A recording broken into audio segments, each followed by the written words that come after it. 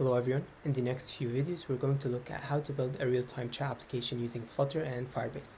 This application will run on web, iOS and Android, and we can see the demo running here on each platform. If we focus on the iOS one, we can look at the different features. So at the beginning we're greeted with a login screen, and then new users can click on sign up to go to the sign up screen, and then here they can enter their name, so I can say Mohammed, and then their email.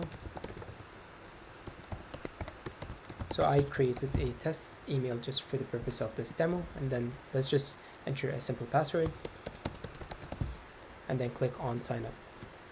Once the user signs up, we're going to send an email for verification. So here you can see this message saying email sent. And then if we go to our Gmail, you can see that we have this email, and then it says, "Hello Mohammed, follow this link to verify your email address." Once the email has been verified, we can actually sign into the application. So let's enter our email and password.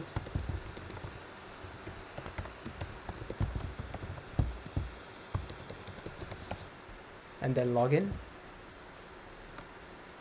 And let's also open the web version. So now we have a chat application, which is essentially a group chat application. So there could be multiple users on this app. And then we can see the messages appearing in real time. So here, let's say something. Hello there. So you can see that the message appeared on all different devices. And here you can see that the message is showing up on the left-hand side because it's not the current user that sent the message. Here, because it is the current user that sent the message, you can see that it's appearing in purple and so on. So we can say, "What's up?" Now we're also going to look at input validation. So here, if we click on this, we can log out.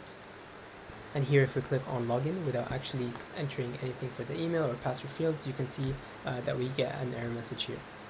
So if you're interested in building this type of application, watch the next video to get started.